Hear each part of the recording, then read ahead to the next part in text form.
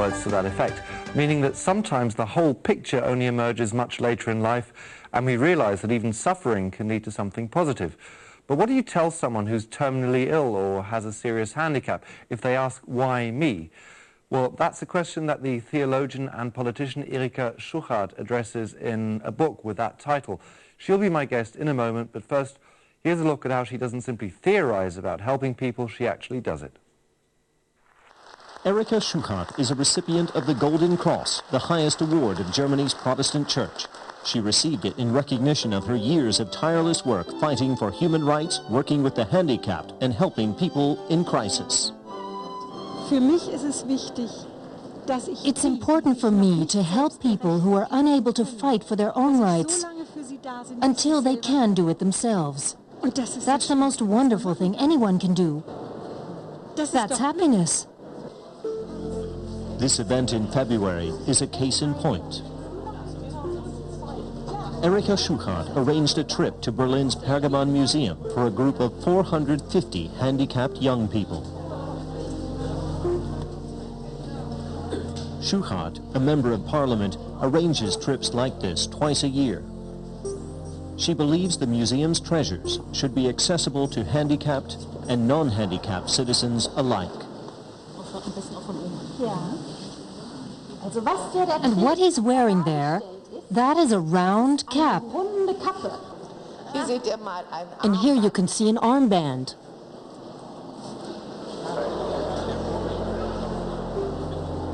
Prof-Schuchardt calls these days culture parades. The idea is to create a sense of togetherness and to build bridges between the handicapped and the able-bodied. Erika lost a sister in an accident and now tries to help those who have difficulty accepting their fate. People who can't help asking why this happened to them and how they can carry on.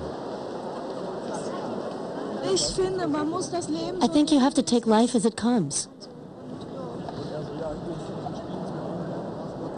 I'm a Protestant, a Lutheran. Other people are from other religions. What's important is that you know where you stand, where you come from, and where you're going.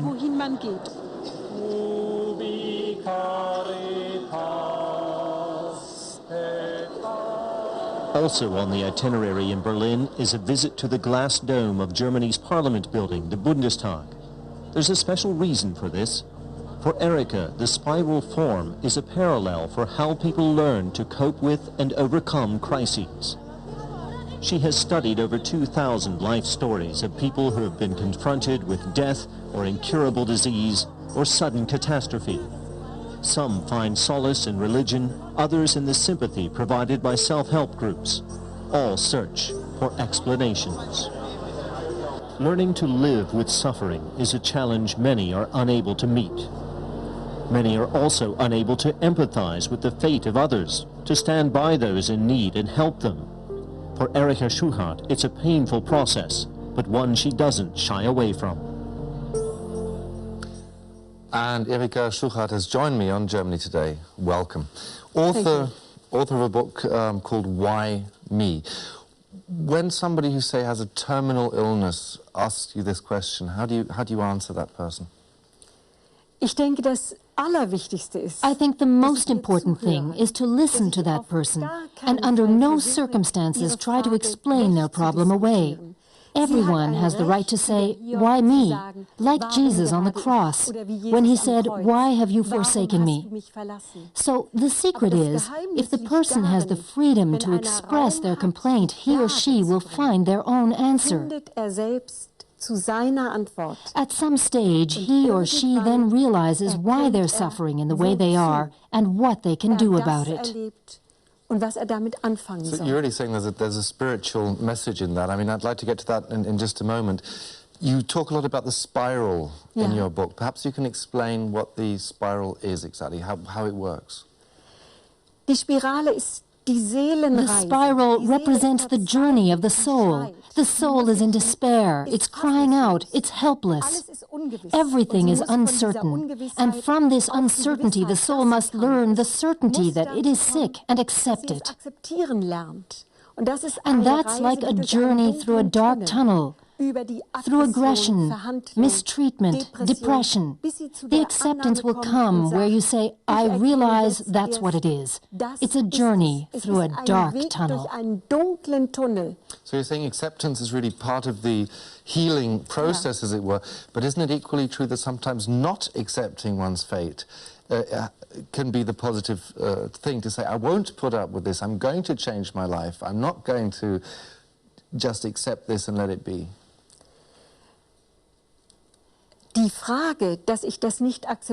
attitude, I can't accept this, is not the issue. You see, the spiral is never ending. It comes back to you again and again every time you're in crisis. The decisive thing is that I allow people to find their own pace, to find their own answer, or to continue in their non-acceptance or aggression for as long as they need to.